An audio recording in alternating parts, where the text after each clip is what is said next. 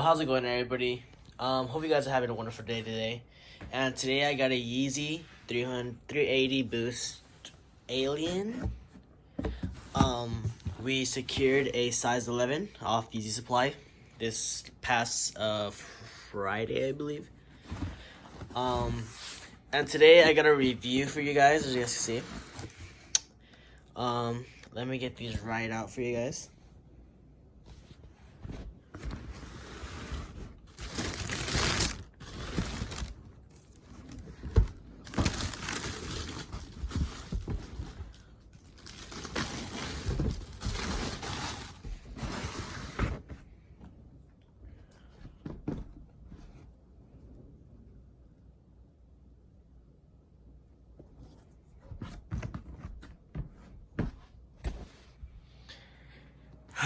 Here you guys have it. This is the Yeezy Boost 380s. This is the brand new silhouette in the alien colorway. Overall, the shoe is not that bad in hand. Has a brand new bottom, as you guys can see. Very much better than the 350 in my opinion. They look really good. And all I have for you guys today is, should you guys sell or hold now? And in my opinion, I'd say you guys hold. This is the very first colorway for the new silhouette.